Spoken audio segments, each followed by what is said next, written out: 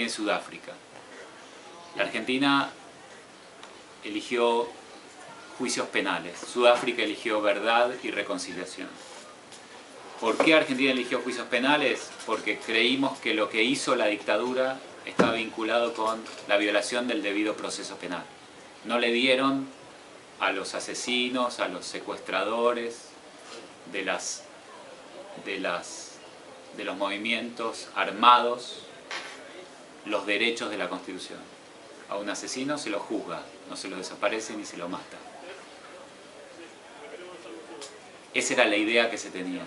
Y por lo tanto es razonable que la respuesta sea una respuesta de debido proceso. Incluso teatralmente, jueces civiles juzgando a los dueños de la vida y la muerte hasta ese momento en la Argentina, exmilitares dándoles todas las garantías, o casi todas las garantías, del debido proceso penal. Defensores, pruebas, testigos y demás, y el límite de la pena. En la Argentina no hay pena de muerte. En cambio, Sudáfrica, el diagnóstico de Sudáfrica no era violaciones al debido proceso de Estado de Derecho. Sudáfrica tenía Estado de Derecho, lo que no tenía era justicia o igualdad. El Estado de Derecho funcionaba, lo que pasa es que funcionaba en base a reglas brutalmente injustas en contra de la población negra en Sudáfrica. Entonces, era ridículo, supongo yo, pensar que lo importante era un juicio penal donde iban a encarcelar a quienes, además, a toda la población blanca sudafricana, a los policías, a los militares. Y cuando uno lleva adelante un juicio, lo que pasa con las víctimas es que se convierten en testigos y los testigos son maltratados por la defensa en un juicio penal. Y lo que quería Sudáfrica era poner a los testigos, a quienes fueron maltratados, a toda la población que habían sido explotada antes en el apartheid sudafricano, ponerla en el centro de la discusión, darles dignidad, darles igualdad, escuchar su historia, devolverles su estatus, digamos, de ciudadano de la democracia, o de una democracia. Y entonces es razonable que la Comisión de Verdad y Reconciliación Sudafricana se dedicara a escuchar las historias de las víctimas, se dedicara a reparar en lo posible lo que se podía con una beca, con una tumba, con un terreno a las víctimas del apartheid sudafricano. Y tenía sentido en Sudáfrica que para saber toda la verdad de lo que pasó, los sudafricanos permitieron que a los perpetradores, si contaban la verdad, no castigarlos. Son dos cuestiones totalmente diferentes, yo creo que las dos son absolutamente legítimas y están vinculadas con la particular forma de transición a la democracia de dos países totalmente diferentes. Ahora, hay algo, para ir terminando, hay algo en común a todas estas estrategias. Alemania, la ex Alemania comunista, abrió todos los archivos de la Stasi, de la policía soviética, de la policía alemana. ¿Hay algo en común en todas estas estrategias? Yo creo que hay una sola cosa en común.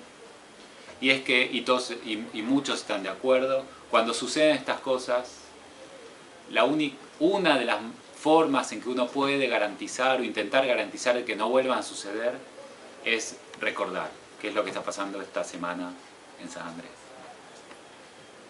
Recordar de lo que fuimos capaces, recordar lo que fuimos capaces para tratar de no volver a que suceda. Dicen que dice Primo Levi que muchos en el campo de concentración tenían una pesadilla recurrente. Y la pesadilla recurrente en el campo era que soñaban que volvían a su casa, una vez liberados del campo, se sentaban en la mesa familiar, empezaban a contar lo que les había pasado y uno a uno sus familiares se iban levantando de la mesa y no lo querían escuchar más. Y se quedaban solos. Como que nadie se lo iba a creer, nadie lo iba a tolerar.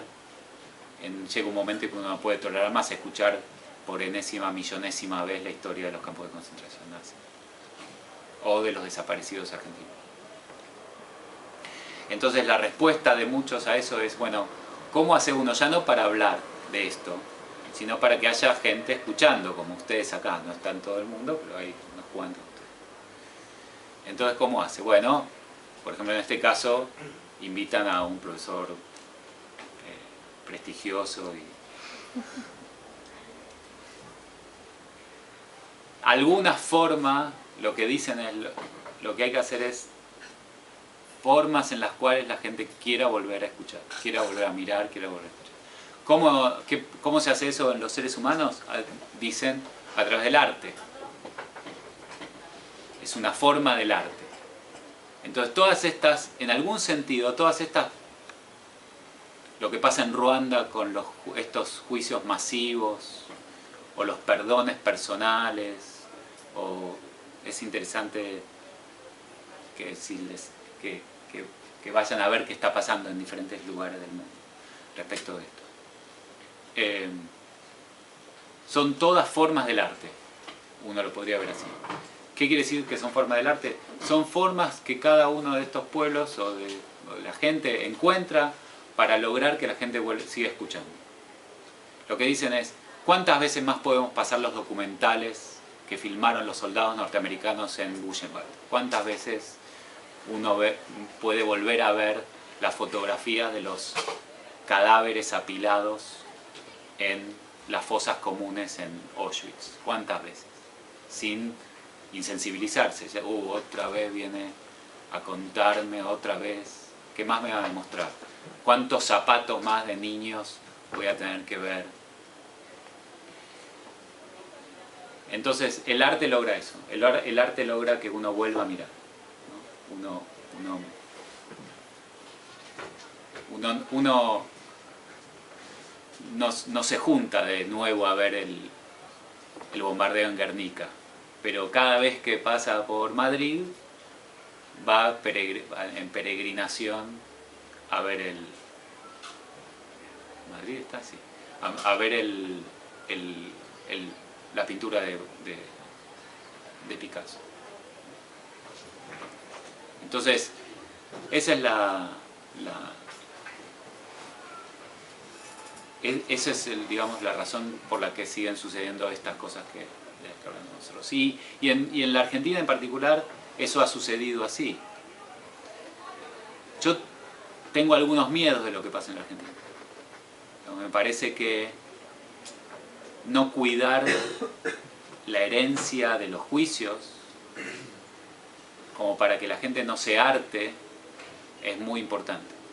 A mí, ¿de qué tengo miedo hoy en la Argentina? Tengo miedo de que los juicios actuales de la Argentina, si se desafuera, si se van de mambo, si empiezan a llamar a gente que los argentinos creemos que no debería ser juzgada por esto, si empiezan a llamar a todos los que estuvieron vinculados de alguna manera con el gobierno militar, puede ser, espero que no, puede ser que los argentinos empecemos a pensar que aquello fue una discusión entre dos bandos y que estaban todos locos y que nosotros no tenemos nada que ver con eso. Que lo que hay ahora es una venganza de un bando que perdió contra el bando que había ganado en los 70. Que es una venganza de los hijos o los compañeros de los guerrilleros o de los desaparecidos contra los que los desaparecieron. Si eso se resignifica así, yo creo que estamos en problemas. Porque lo que habíamos logrado era...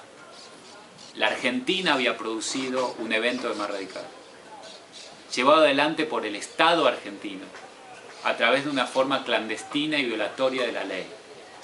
¿Cómo no pasa nunca más eso? Si todos los argentinos nos sensibilizamos a que no haya violaciones de la ley y cumplimos con la Constitución. Esa era, creía yo, la herencia de los juicios. Todos los argentinos cumplimos con la ley, pero sobre todo el Estado. Las restricciones sobre todos en el Estado. Siempre va a haber un idiota que mate a alguien, siempre va a haber un idiota que robe a alguien, pero el Estado, si mata o roba, no nos queda nada atrás de eso.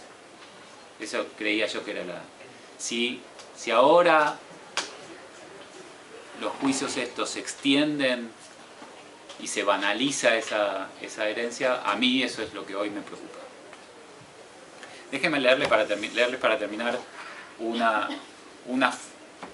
forma, un ejemplo de arte respecto de cómo se puede hablar de esto bellamente.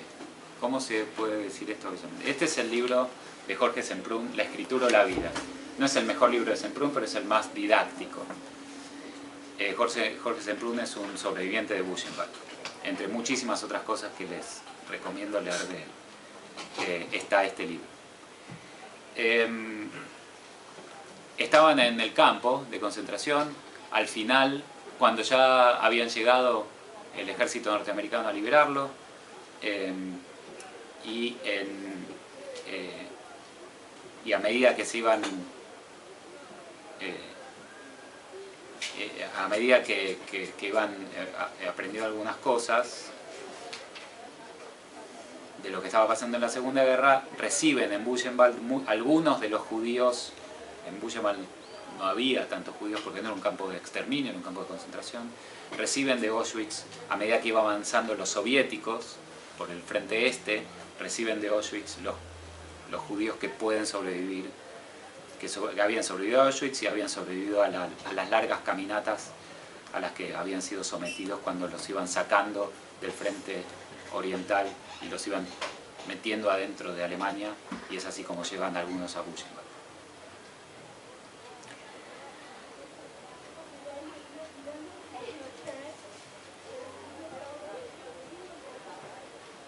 Jürgen Kamiński nos había reunido para que escucháramos a un superviviente de Auschwitz, un judío polaco superviviente de Auschwitz llegado con uno de los convoyes de evacuación de aquel invierno. Nos instalamos en el cuartucho que era el ámbito personal de Ludwig G., en el extremo del sótano reservado a los contagiosos. Kamiński nos explicó quién era ese hombre, de dónde procedía. En Auschwitz, nos dijo Kamiński, ese hombre había trabajado en el Sonderkommando. No sabíamos qué era el Sonderkommando de Auschwitz. Yo, por lo menos, no lo sabía. En Buchenwald no había Sonderkommando, solo había el Sonderbau. Sonder, como probablemente nadie ignora, es un adjetivo alemán que significa particular, separado, extraño, especial, cosas por el estilo. El Sonderbau de Buchenwald era un edificio especial, en efecto tal vez incluso extraño, era el burdel. Pero en cambio el Sonderkommando o Comando Especial de Auschwitz no sabía lo que era. Sin embargo tampoco pregunté nada, supuse que lo que vendría a continuación iba a permitirme comprender de qué se trataba. Se trataba de las cámaras de gas de Auschwitz, del Comando Especial que se ocupaba de evacuar a las víctimas de las cámaras de gas y de transportarlas hacia los hornos crematorios contiguos donde los cadáveres eran quemados. Antes de que yo hubiese comprendido de qué se trataba, Kamiński nos había explicado que los SS mandaban fusilar periódica sistemáticamente a los miembros de los equipos sucesivos del Sonderkommando. Este formaba parte de un pequeño grupo de sobrevivientes que le debían la vida al desorden creciente de las últimas semanas en el campo a medida que las tropas soviéticas se iban acercando. Después le pidió al superviviente del Sonderkommando de Auschwitz que nos hablara. No me acuerdo del nombre de aquel judío polaco. Ni siquiera me acuerdo de si tenía nombre. Quiero decir, ya no me acuerdo de si Jürgen Kamiński nos mencionó su nombre. Me acuerdo de su mirada, en cualquier caso. Tenía los ojos de un azul glacial, como el filo cortante de un cristal roto. Me acuerdo de la postura de su cuerpo, en cualquier caso. Estaba sentado en una silla, derecho, tieso, con las manos encima de las rodillas, inmóviles. No movió las manos durante todo el relato de su experiencia en el Sonderkommando. Me acuerdo de su voz, en cualquier caso. Hablaba en alemán, con fluidez, con una voz áspera, meticulosa, insistente. A veces, sin motivo aparente, su voz se volvía más espesa, más ronca, como si de pronto fuera presa de emociones incontrolables. Sin embargo, incluso en aquellos momentos de agitación manifiesta, no movió las manos fijas en sus rodillas. No modificó la posición del cuerpo en la silla dura y recta. Solo en la voz se desplegaban esas emociones demasiado fuertes, como olas de un mar de fondo que removieran la superficie de aguas aparentemente tranquilas. Era el miedo de no ser creído, sin duda, de ni siquiera ser oído. Pero resultaba del todo creíble. A ese superviviente del Sonderkommando de Auschwitz le oímos perfectamente. Comprendía su angustia con todo. Lo miraba en el semisótano de la sala de los contagiosos y comprendía su angustia. Me parecía en todo caso comprenderla. Lo que sucede es que todas las matanzas de la historia hay supervivientes. Cuando los ejércitos pasaban a sangre y fuego, las ciudades conquistadas quedaban supervivientes. Había judíos que sobrevivían a los pogroms, incluso a los más salvajes, a los más mortíferos. Hay kurdos y armenios que han sobrevivido a las matanzas sucesivas. Ha habido supervivientes en Oradour-sur-Glane. Por doquier, en el decurso de los siglos, ha habido mujeres con los ojos mancillados y enturbiados para siempre jamás por visiones del horror que sobrevivieron a la matanza. Lo contarían, la muerte como si uno la presenciara. Ellas la habían presenciado, pero no había, jamás habría supervivientes de las cámaras de gas nazis. Nadie jamás podría decir, yo estuve allí. Se podía estar alrededor, o antes, o al lado, como los individuos del Sonderkommando. De ahí la angustia de no resultar creíble, porque no se está muerto precisamente porque se ha sobrevivido. De ahí el sentimiento de culpabilidad de algunos, de malestar por lo menos, de angustiada interrogación. ¿Por qué yo, vivo, en lugar de un hermano o una hermana, tal vez de una familia entera? Escuchaba al superviviente del Sonderkommando y me parecía que podía comprender la angustia que alteraba su voz por momentos. Habló largo rato, le escuchamos en silencio, petrificados por el horror macilento de su relato. De repente, cuando Ludwig C. encendió una lámpara, tomamos conciencia de que la oscuridad nos envolvía ya desde hacía rato, pues había caído la noche invernal. Nos habíamos abismado en cuerpo y alma en la noche de ese relato, sofocados, habiendo perdido cualquier noción del tiempo. Eso es todo, dijo Kaminsky. Entonces, a mí me impresiona,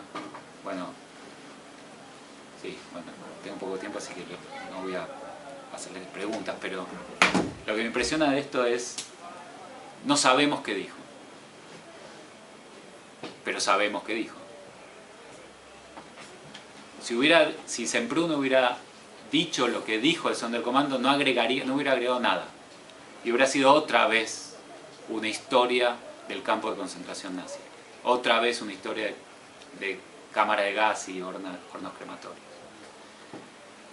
Pero lo impresionante es que, sin decirlo, nos pone en ese lugar de escuchar. Es él escuchando y nosotros escuchando y escuchándolo a él escuchar. Que es lo que él quiere subrayar, la importancia de estar ahí y bancarse escuchar a estos tipos. ¿Por qué? Porque la angustia que tienen, no solo es la angustia de lo que pasó, es la angustia de no ser escuchados. Es la angustia de todos los sobrevivientes de que en algún momento se olvide todo esto y vuelva a suceder. Por supuesto, si ustedes lo leen, a este pequeño trozo de la escritura de la vida, hay miles de cosas maravillosas que tienen que ver con dónde nos pone. La referencia a los cristales rotos, que es una referencia a la noche de los cristales rotos. La referencia a los genocidios de los que hablé, cómo Semprún hace hablar a los armenios y a los kurdos y a todos, cosas que ya sucedieron. Él no era el único, esto ya había sucedido. Pero la única apuesta del arte, de este tipo de arte y de los juicios y de las comisiones de verdad y todo, la única apuesta es que se conviertan en artefactos artísticos suficientemente bellos, suficientemente tremendos, suficientemente trágicos, suficientemente interesantes, como para que nosotros podamos seguir escuchando cosas que no queremos escuchar más. Y para que los que escuchan cuenten a otros de maneras cada vez más creativas, tal vez más bellas, si vale la palabra, para que otros puedan escuchar y a su vez volver a relatar, insisto, con la esperanza de que esto no vuelva a suceder. Bueno, muchas gracias.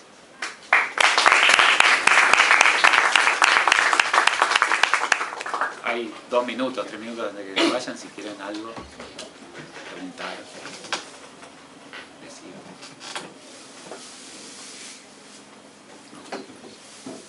Yes. Sí, quería preguntarle, estaba tratando de llegar a una pregunta, y la pregunta, más o menos, es ¿hasta qué punto, llevándolo si querés a Argentina, se puede aplicar a cualquier otro caso, sí, ¿no crees que hay, ¿cómo lo puedo decir? Que hay una, justamente que hay ese linaje, y yo si querés lo voy a poner en un plano medio sociocultural, que en realidad es que estamos hablando, a veces puede usar políticamente, no permanece vivo tal vez por alguien que tiene una opinión al respecto, uno que hable de los bandos, por ejemplo, y se identifique con tal o cual bando, con lo cual hay que eliminar al otro bando, o que tal vez no tiene una relación directa se puede entender como algo sanguíneo o algo por el estilo, por ejemplo, lo tome, a ver, ¿cómo decir? En una región jurídica, lo tome como precedente, ¿sí? Diga, mira, está por historia, está, no sé, el golpe del 30, tenemos el golpe del 55, el golpe del 76, suena tal vez un poco cínico, pero está bien. La idea es como, mira esto, o sea, se inspire al fin y al cabo en algo así, o sea, digamos, yo sé que hoy en día se da, pero ¿hasta qué punto, en realidad hasta qué punto ese linaje cultural, digamos, se puede, digamos, se puede evitar? Hay una cosa que no dije y tal vez es muy importante, y gracias por la pregunta porque es una muy buena pregunta. Yo creo que el linaje de la violación masiva de derechos humanos en la Argentina, el linaje de los 80s, por supuesto son los juicios, eso es obvio, y la discusión que generan los juicios, y los libros que se siguen publicando sobre lo que pasó, y los relatos de los sobrevivientes, y los relatos de quienes fueron de los desaparecidos que aparecieron, y los detenidos. Por supuesto está eso. Pero yo creo que hay un linaje que a mí me parece tan productivo como es en la Argentina, que es el linaje de los derechos. Nosotros descubrimos en la Argentina que los derechos humanos son muy importantes, y tan importantes son que lo pusimos, creo yo, en el medio de la práctica política argentina como nunca antes había pasado. Por primera vez, los derechos en la Argentina son operativos. Por eso tenemos una constitución desaforada en derechos. Metimos los tratados internacionales adentro de la constitución. Por eso tenemos 3.500 piquetes en la calle de gente diciendo yo tengo derecho a, y los gobiernos no la pueden reprimir. No saben cómo reprimir. Yo creo que por eso tenemos judicialización de la política, por eso cada vez que alguien hace una política pública que a alguien no le gusta, pone un subte en Plaza Francia y tira 4 arbolitos, la gente dice yo tengo derecho a un medio ambiente sano y va a defender a 4 arbolitos, a 4 palmeras para que no pase el subte por ahí. El subte tiene que pasar por otro lado. Entonces yo creo que esa sensibilidad de los derechos es una herencia de lo mejor de nuestra vergüenza, digamos. Ahora no podemos decir, che, no es tan grave, que te violen un derecho no es tan grave. Yo creo que todavía no se puede decir eso. No se puede decir, bueno, che, por algo será que se lo llevaron preso, por algo será que lo mataron, que la policía lo mató, algo habrá hecho. Por eso es tan peligroso lo de los linchamientos, porque es exactamente volver a decir, yo decido, ¿no? Algo habrá hecho, si todos están alrededor y lo están reventando a patadas, algo habrá hecho, yo también lo reviento a patadas. Algo habrá hecho si se lo llevan los militares y yo no denuncio, y banco al gobierno militar. Es esa tradición. Yo creo que sin embargo, la centralidad de los derechos hoy en la Argentina, que por supuesto en algún momento nos vamos a tener que sentar a ver cómo la regulamos más o menos de una forma razonable, que todavía no sabemos, y cómo hacemos para aprender esa regulación, y cómo cambiamos la facultad de Derecho para que los jueces y los abogados defiendan los derechos en balance con las políticas públicas de una democracia, y que la cosa sea un poco menos caótica.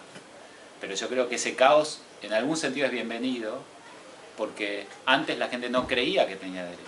Estaba calladita, aceptando cualquier cosa que cualquier poderoso diga en la Argentina. Y hoy no. Y la forma de reaccionar en la Argentina a partir de los 80, del 83, es pidiendo derechos, no saliendo a reventarle la cabeza a patadas a una persona. Cosa que sí hacíamos antes. No nos gustaban los caudillos, lo matábamos.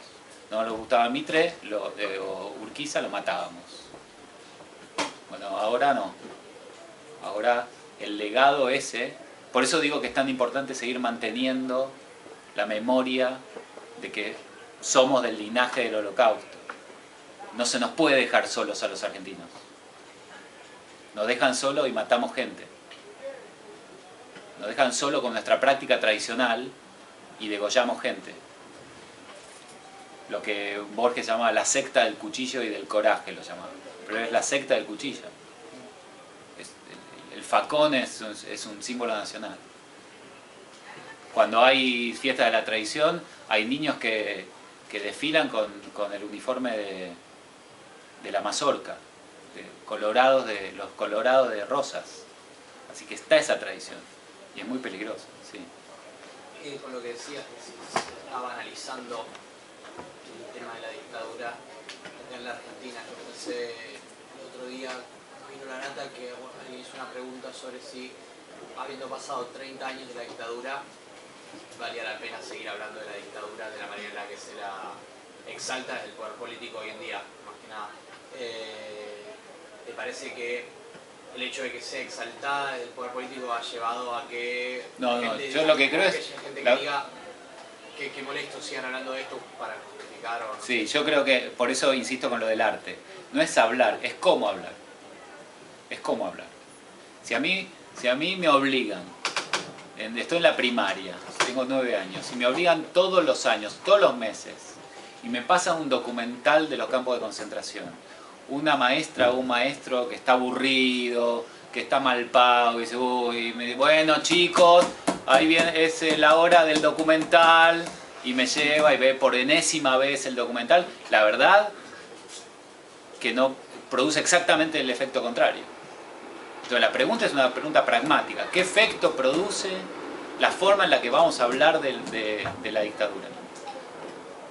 Entonces esa es mi preocupación. Que no se tenga cuidado con la forma en la que honramos ese legado. Entonces me parece que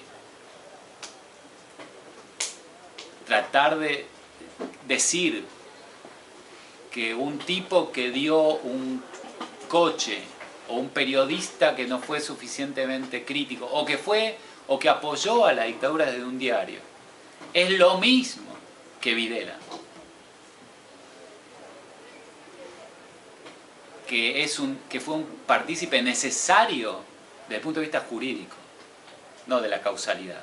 Todos fuimos partícipes necesarios desde el punto de vista de la causalidad, pero que un periodista fue partícipe necesario desde el punto de vista jurídico de las desapariciones, tanto como para violar o restringir sus derechos, sus garantías procesales. Me parece una deriva muy peligrosa. Yo acepto y me parece importante por esta cuestión excepcional de los juicios a los militares, a los que así fueron responsables de eso, que me parece que es mucho más importante los juicios y lo que producen los juicios y lo que han producido los juicios y lo que pasó, como para poner entre paréntesis alguna de las garantías del proceso penal para mandarlos presos. Ahora, hacer eso, esa excepción, llevarla, universalizarla, me parece que la convierte en una excepción. Digamos, desde el punto de vista schmittiano, digamos. Schmitt decía, todo orden se funda en una excepción, pero se funda en una excepción para fundar un orden. Después de la excepción viene el orden, no más excepciones. La excepción permanente es la dictadura, la excepción permanente es el no orden, la excepción permanente es la monarquía absoluta, es la anarquía.